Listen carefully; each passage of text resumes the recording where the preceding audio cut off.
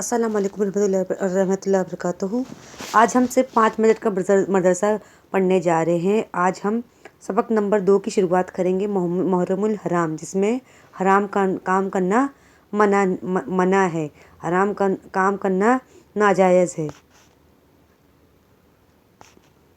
تو یہاں پہ ہم صرف 5 منٹ کے مدرسے کی شروعات کرتے ہیں۔ قرآن حدیث کی روشنی میں ہم نظر ڈالیں گے کہ آج ہم 5 منٹ مدرسے کے جو ہم شروعات کرنے جا رہے ہیں، اس پہ ہم دوسرا سبق ہم پڑھنے جا رہے ہیں۔ ہمارے سبق کا نام ہے، ہمارا جو سبق ہے محرم الحرام نمبر 1 کی ہم شروعات کریں گے۔ اسلامک تاریخ، جیسے ہمارا اسلامی مہینہ محرم سے شروع ہوتا ہے، محرم الحرام، جس میں محرم کے مہینے میں حرام کام کرنا منع ہے۔ جیسے ہم کوئی بھی کام کر سکتے، لیکن ہمیں حرام کام سے بچنا ہے۔ تو آئیے ہم اپنے سبق کی شروعات کرتے ہیں۔ تو یہاں پہ جو اسلامی تاریخ ہے، زمین و آسمان کی پیدائش، جیسے اللہ تعالیٰ نے پوری کائنات، اس کی تمام چیزوں کو بے مثال پیدا کیا۔ جیسے اللہ تعالیٰ نے پوری کائنات کو بنایا، جیسے کائنات میں جتنی بھی چیزیں ہیں، چاند، ستارے، سورج، آسمان، قدرتی مناظر ہے، پیڑ پودے، انسان، سب کو اللہ تعالیٰ نے بنایا ہے۔ قرآن کریم میں زمین آسمان کی پیدائش کا تذکرہ کر دیا گیا، کئی جگہ آیا ہے، بعض جگہ صراحت کے ساتھ مذکورہ ہے، کسی کو کتنے دنوں میں پیدا کیا۔ ان تمام آیتوں کو سامنے رکھ کے پتہ چلتا ہے کہ پہلے زمین کا مادہ تیار کیا گیا، جیسے بہت کھوج کی گئی۔ جیسے آج کی سائنسداں بھی سرچ کر رہے کہ ہماری دنیا کیسے بنی، کیسے وجود میں آئی، لیکن اللہ تعالیٰ نے اسے کتنے دنوں میں پیدا کیا۔ جیسے اللہ تعالیٰ نے زمین بنائے، آسمان بنائے، ستارے بنائے، چاند بنائے، اور جتنے بھی پیڑ پودے ہیں، انسانوں کو بنایا، پرندے بنائے، لیکن اللہ تعالیٰ نے زمین کو بنانے کے لیے سب سے پہلے اس کا مادہ تیار کیا، اور وہ بھی اس حالت میں تھا کہ آسمان کے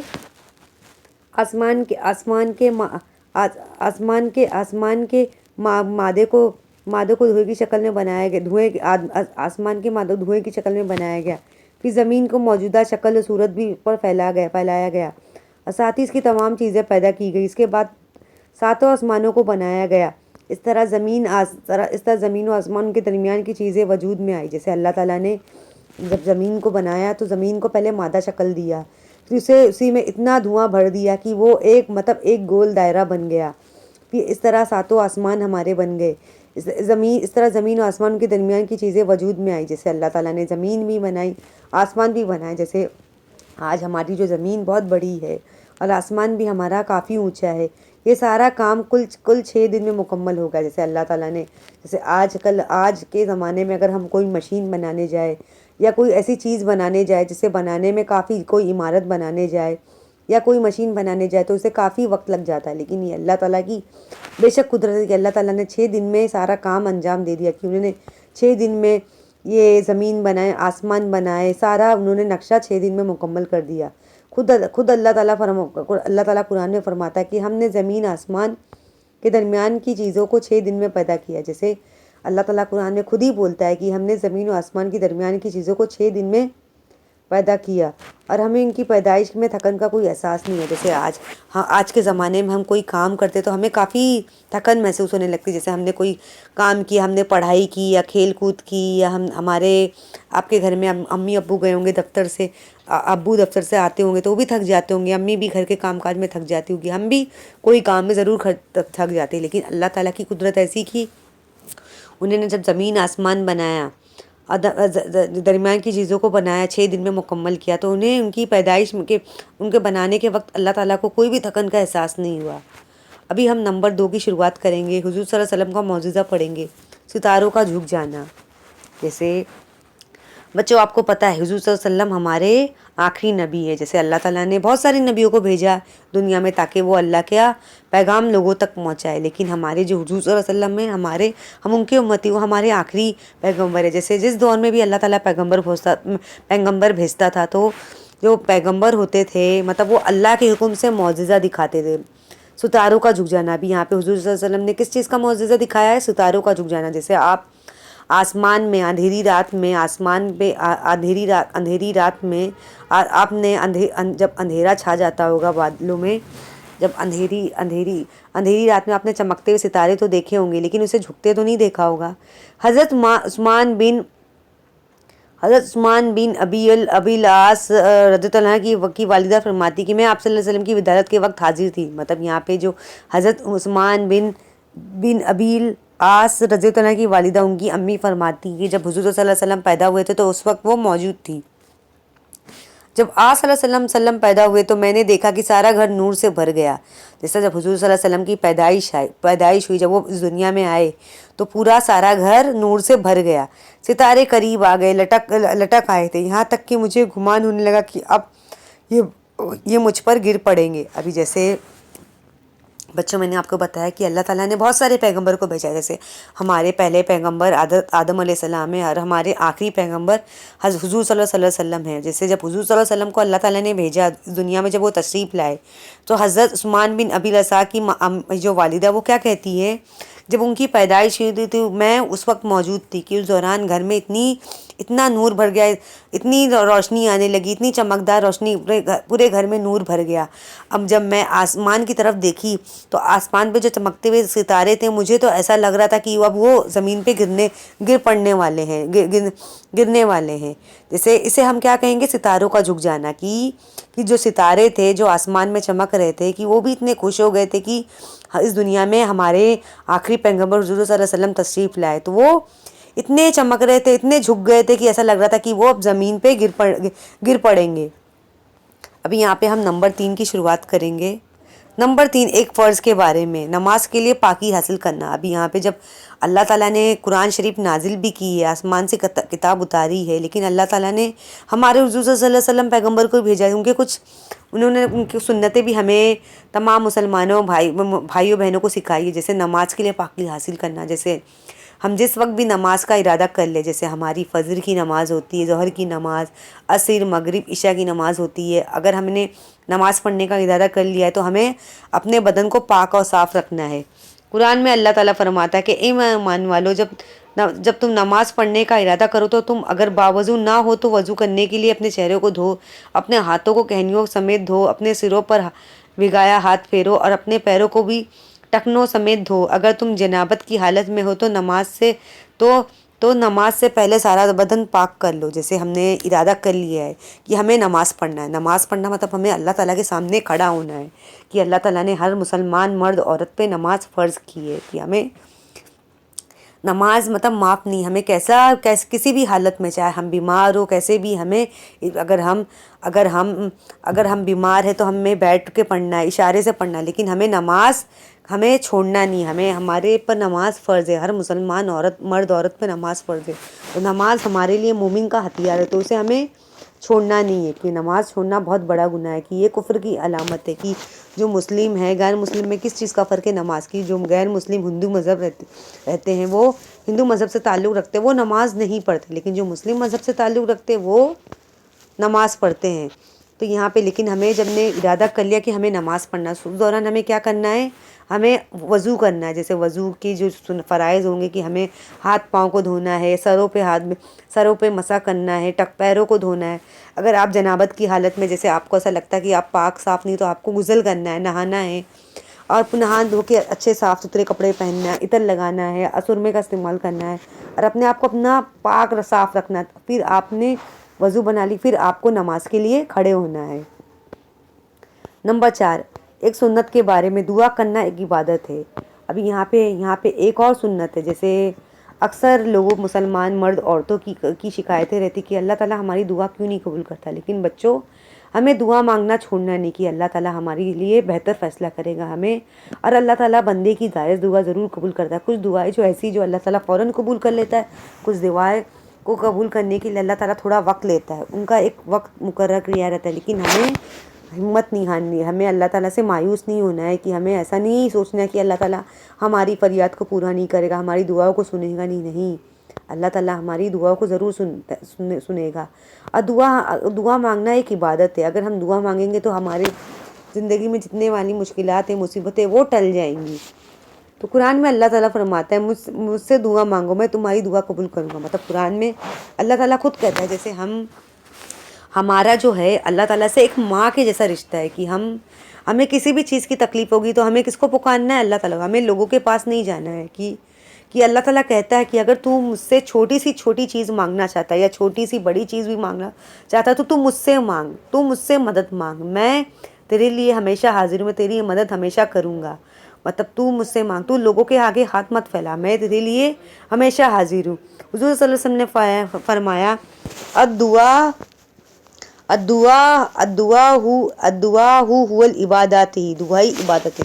مطلب بچوں دعا مانگنا ایک عبادت ہے، کہ ہمیں سوچنا نہیں، جیسے اگر آپ کی کوئی خواہش ہوگی کہ آپ کی کسی چیز کی خواہش ہوگی کہ مجھے کوئی چیز چاہیے، جیسے مثلاً بچوں کی خواہش ہوتی کہ ہمیں تحفے مل جائے، ہمیں کھلونے مل جائے ہماری، اور بڑوں کی بھی بہت سی خواہش رہتی کہ اللہ تعالیٰ مجھے خوب ساری دولت دے دے، ہمیں ہر طرح کی سہولتیں دے دے۔ جیسے جو ایسے بچے رہتے ہیں، ایسے بھی رہتے ہیں جن کے پاس اولاد نہیں، وہ اپنی اولاد کے لیے دعا مانگتے، ایسے بھی نوجوان لڑکیاں ہوتی جن کی شادی نہیں ہوتی، وہ اپنے اچھے رشتے کے لیے دعا مانگتے، اپنے ہم سفر کے لیے دعا مانگتے کہ اللہ تعالیٰ انہیں ان کے نصیب اچھا رکھے۔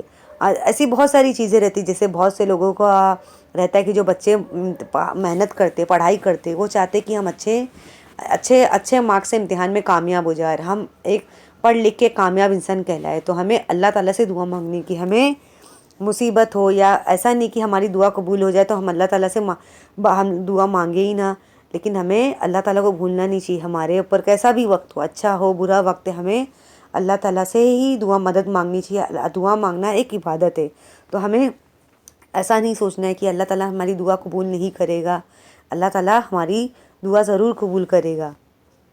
ابھی ہم نمبر 5 ایک اہم عمل کی فضیلت کے بارے میں پڑھیں گے، نقصان سے بچنے کی دعا۔ رسول اللہ صلی اللہ علیہ وسلم نے فرمایا جو شخص اس دعا کو صبح شام 3 مرتبہ پڑھ لیا کرے تو اسے کوئی نقصان نہیں پہنچے گا۔ جیسے جب حضور صلی اللہ علیہ وسلم اس دنیا میں آئے، ہمارے جو آخری پیغمبر ہیں، انہوں نے کافی سنتیں ہمارے صحابہ اکرام کو سکھائی کہ ہمیں نقصان سے بچنے کے لیے کون سی دعا کا استعمال کرنا ہے۔ بسم اللہ الذی لا یضر مع اسمہ شیء فی الارض ولا فی السماء هو السمیع العلیم۔ مطلب حضور صلی اللہ علیہ وسلم نے ہمیں کیا کہا کہ ہمیں یہ دعا پڑھنی ہے کہ بسم اللہ الذی لا یضر مع اسمہ شیء فی الارض ولا فی السماء هو السمیع العلیم۔ اس کا ترجمہ کیا ہم دیکھیں گے۔ شروع کرتا ہوں اللہ کے نام سے جس کے نام کی برکت سے زمین و آسمان کی کوئی چیز نقصان نہیں پہنچا سکتی، وہ سننے والا جاننے والا ہے۔ مطلب میں شروع کرتا ہوں کہ اگر ہم نے اللہ تعالیٰ کے نام سے صبح شام ہم نے اس کی تسبیح کی، اس کا ذکر کیا، تو ہمارے اوپر جتنے بھی نقصانات اگر ہمارے ساتھ ہونے والے ہیں، ہم مطلب اس نقصان سے ہم بچیں گے، ہم شیطان کی پناہ سے محفوظ رہیں گے۔ مطلب ہم ایسے خدا کو پکارے جو ہمارے زمین آسمان کا مالک ہے، اس کے حکم سے پتہ نہیں ہلتا ہے، تو ہمیں اس دعا کا عمل میں لانا ہے کہ ہم ہر نقصان سے بچیں گے۔ نمبر 6 ایک گناہ کے بارے میں سود کھانا۔ جیسے ہم دنیا میں آئے تو دنیا میں آپ نے دیکھے ہوں گے دنیا میں اچھے کام بھی ہو رہے، برے کام بھی ہو رہے، لیکن ایک ایسا گناہ ہے جو اللہ تعالیٰ کو بالکل پسند نہیں ہے۔ ایک گناہ کے بارے میں انہوں نے بتایا سود کھانا۔ قرآن میں اللہ تعالیٰ فرماتا ہے جو لوگ سود کھاتے تو کل قیامت کے دن قبروں سے اس شخص کی طرح اٹھیں گے جیسے کسی کو جھون بھوت نے لپٹ کر پاگل بنوا دیا ہو۔ جیسے سود کھانا، جس کو آج کل ہم بیاج بولیں گے، بیاج قرضہ لینا۔ جیسے ایسے بہت سے انسان آپ نے دیکھے ہوں گے کہ جس انسان پہ مصیبت پڑتی ہے تو بہت مجبوری ہو کے وہ سود لے لیتا ہے، ایک بیاج لے لیتا ہے، لیکن بیاج لینا اور دینا دونوں حرام ہیں، کہ اللہ تعالیٰ مطلب یہ اتنا بڑا گناہ ہے کہ جو لوگ سود لیتے ہیں، سود لینا بھی حرام ہے اور سود کھانا بھی حرام ہے۔ جو لوگ سود لیتے ہیں اور کھاتے بھی ہیں، مطلب ان کا انجام قیامت کے دن کیسا ہوگا؟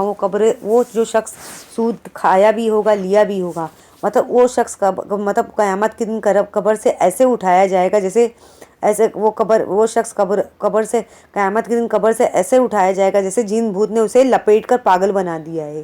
تو ہمیں ایسے گناہ سے بچنا ہے کہ ہمیں نہ سود لینا ہے نہ سود کھانا ہے، کہ یہ بہت بڑا گناہ ہے۔ کہ آپ نے دیکھے ہوں گے آج کل دفتروں میں، بینکوں میں سود جو ہے عام ہو گیا، کہ لوگ مجبوری میں، جن کے پاس پیسے نہیں ہوتے وہ مجبوری میں ہو کے سود لیتے ہیں، اور جو سامنے والا سود کھاتا ہے وہ فائدہ اٹھاتا ہے۔ تو ایسے لوگوں کے بارے میں اللہ تعالیٰ نے بولا ہے کہ قیامت کے دن وہ قبروں سے ایسے اٹھیں گے کہ ایسے لگتا ہے کہ جن بھوت نے انہیں لپٹ کر پاگل بنا دیا ہے۔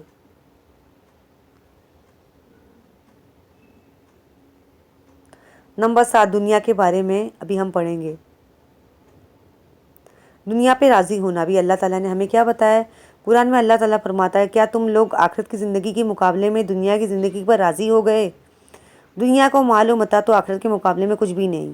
جسے حضور صلی اللہ علیہ وسلم نے بتایا کہ اللہ تعالیٰ نے ہمیں بتایا ہے، جیسے اللہ تعالیٰ نے ہمارے آخری پیغمبر حضور صلی اللہ علیہ وسلم کو بھیجا کہ دنیا ہمارے لیے ایک امتحانی جگہ ہے، کہ ہمیں اس میں اچھے کام کر کے سے اس دنیا سے ہمیں فارغ ہونا ہے، کہ ہمیں اس دنیا سے کی لطف اندوز سے، اس کی خوبصورتی دیکھ کے ہمیں اس میں کھونا نہیں ہے، کہ ہم دنیا کو زیادہ ہمیں اہمیت نہیں دینی، کہ کیونکہ ہماری جو اصل زندگی آخرت ہے. اگر ہمیں آخرت سنوارنی تو ہمیں اللہ کے بنائے ہوئے حکم پہ چلنا ہوگا. مطلب اللہ تعالیٰ نے جو بھی ہمیں باتیں کہی کہ ہمیں دنیا میں کیسی زندگی گزارنی ہے، ہمیں ان باتوں پہ عمل کرنا ہوگا. اس لیے کسی انسان کے لیے مناسب نہیں کہ وہ آخرت کو بھول کر زندگی گزاری ہے، دنیا کے تھوڑے سے ساز و سامان کی خاطر اپنی آخرت کو برباد کر دے. کہ اللہ تعالیٰ نے ہمیں دنیا میں تو ضرور بھیجا ہے، لیکن ہمیں دنیا کی موج و مستی میں، اس کے لطف اندوز میں اتنا نہیں کھو جانا کہ ہم اپنے رب کو بھول جائیں، ہم آخرت کو بھول جائیں. ہمیں دنیا کو دونوں کو خوبصورت بنانی ہوگی تو ہمیں آخرت کی فکر و مند کرنی ہوگی. ہمیں نماز پڑھنا ہوگا، ہمیں اللہ تعالیٰ کے بتائے ہوئے حکم پر عمل کرنا ہوگا. ہمیں ایسا کوئی کام نہیں کرنا ہوگا جو اللہ کو بالکل پسند نہیں ہے. ابھی ہم نمبر 8 آخرت کے بارے میں پڑھیں گے. مردے کی حالت. رسول اللہ صلی اللہ علیہ وسلم نے فرمایا جب مردوں کو لوگ اٹھا کر چلتے تو وہ نیک ہوتا ہے تو کہتا ہے کہ مجھے جلدی آگے بڑھو. وہ برا ہوتا ہے تو کہتا ہے کہ ارے میری ہلاکت آئی، تم کہاں لے جا رہے ہو. اس کی آواز جن و انس کے علاوہ اللہ تعالیٰ کی تمام مخلوقات سنتی ہے. اگر اس کی آواز انسان سن لے تو بے ہوش ہو جائے. ابھی یہاں پہ اللہ تعالیٰ کیا کہتے ہیں کہ جو انسان، چاہے وہ مرد عورت بچہ کوئی بھی ہو، اگر اس کی وفات ہو جاتی ہے، مطلب وہ مر جاتا ہے، جب اس کا انتقال ہو جاتا ہے، جب مردوں کو ہم اٹھا کر لے کے جاتے ہیں، اگر وہ نیک بندہ رہتا ہے تو وہ کہتا ہے کہ مجھے فوراً جلدی مجھے قبرستان لے جاؤ. لیکن جب وہ برا ہوتا ہے تو وہ کیا کہتا ہے کہ میری ہلاکت کی، میں کیوں اس دنیا سے چلا گیا. مردے کی آواز اتنی خطرناک رہتی کہ سوائے جن اور انسان کے سوا باقی کی تمام مخلوقات اس کی مردے کی آواز کو سنتی ہے. اگر مردے کی آواز انسان سن لے تو بے ہوش ہو جائے، کیونکہ اس کی آواز کافی خطرناک ہوتی ہے. نمبر 9 پہ ہم نظر ڈالیں گے تو نبیوں سے علاج، ہر مرض کا علاج. ابھی یہاں پہ حضرت عثمان غنیہ سے مریض میں ہے. ایک مرتبہ بیمار ہوا تو رسول صلی اللہ علیہ وسلم نے عیادت کے لیے تشریف لے آئے اور یہ دعا پڑھ کر دم کیا اور جاتے ہوئے فرمایا، اے عثمان رضی اللہ عنہ، یہ پڑھ کر دم کر لیا کرو. بسم اللہ الرحمن الرحیم. اعوذ باللہ الاحد الصمد الذی لم یلد ولم یولد ولم یکن لہ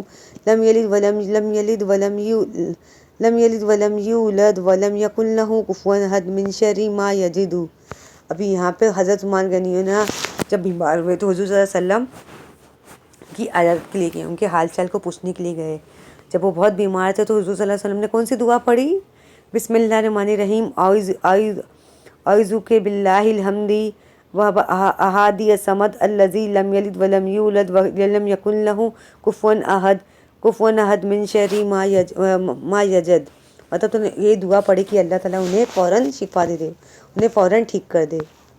نمبر 10 نبی صلی اللہ علیہ وسلم کی نصیحت. رسول اللہ صلی اللہ علیہ وسلم نے فرمایا، لوگوں کو دین سکھاؤ، خوشخبریاں سناؤ اور دشواریاں پیدا نہ کرو. جب تم میں سے کسی کو غصہ آئے تو اسے چاہیے کہ خاموش اختیار کرے. مطلب صلی اللہ علیہ وسلم نے کیا کہا کہ جتنے بھی تمام مسلمان بھائی بہن اس معاشرے میں ہیں، علاقے میں، تو ہمیں دین کا کام زیادہ کرنا چاہیے، ہمیں لوگوں کو دین سکھانا چاہیے، ہمیں خوشخبریاں سنانا چاہیے، ہمیں آپس میں اختلاف دشواریاں نہیں پیدا کرنا چاہیے، لڑائی جھگڑا نہیں کرنا چاہیے. اگر آپ میں سے کسی کو غصہ آئے تو اس دوران ہمیں کیا کر لینا چاہیے؟ ہمارے غصے کو قابو کرنے کے لیے اس وقت ہمیں خاموش ہو جانا چاہیے.